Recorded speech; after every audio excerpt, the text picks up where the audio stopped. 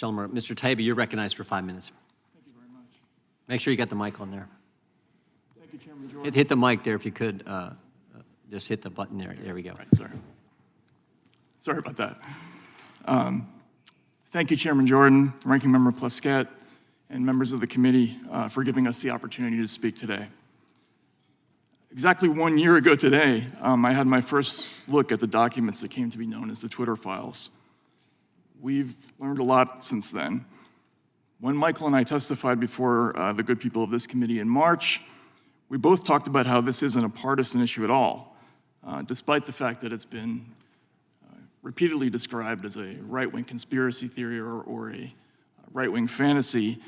We found evidence of suppression of movements on both sides, including leftist movements like the Yellow Vests, parties like the Green Party, organizations like Consortium Magazine.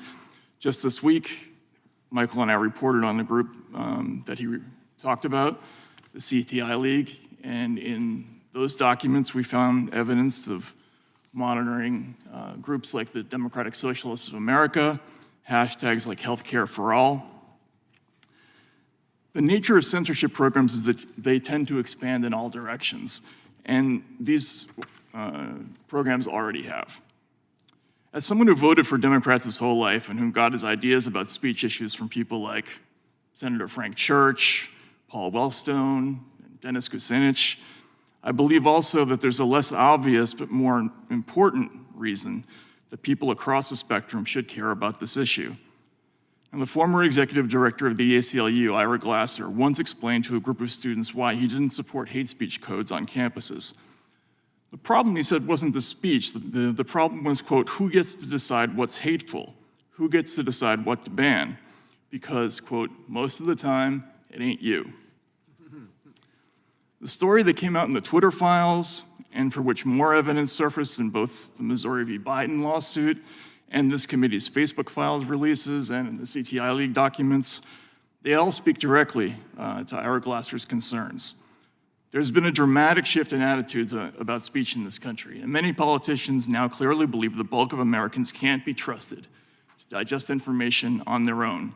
This mindset imagines that if we see one clip from RT, we'll stop being patriots, that once exposed to hate speech, we'll become bigots ourselves automatically, that if we read even one Donald Trump tweet, we'll become insurrectionists. Having come to this conclusion, the government agencies like the DHS and the FBI and the quasi-private agencies who do anti-disinformation work have taken upon themselves the paternalistic responsibility to sort out for us what is and is not safe.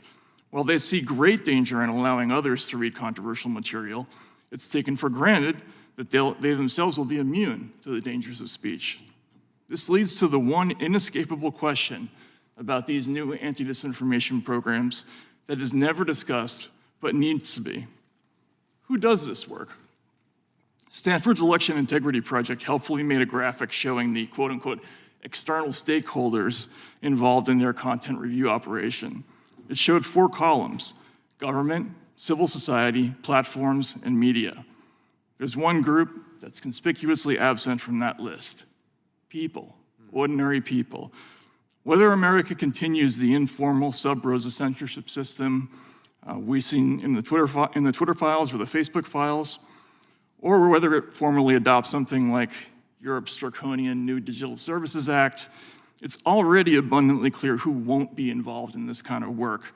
There'll be no dock workers doing content flagging, no poor people from inner city neighborhoods, no single moms pulling multiple waitressing jobs, no immigrant store owners or Uber drivers.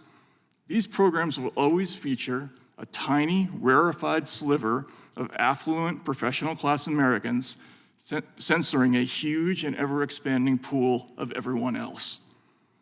Take away the highfalutin talk about countering hate and reducing harm, and anti-disinformation is just a bluntly elitist gatekeeping exercise. If you prefer to think in progressive terms, it's class war.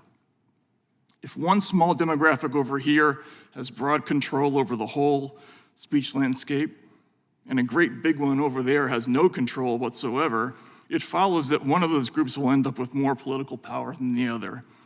Which one is the winner? To paraphrase our Glasser, it probably ain't yours.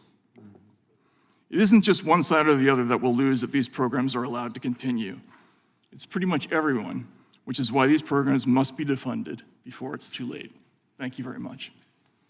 Thank you, Mr. Taibbi.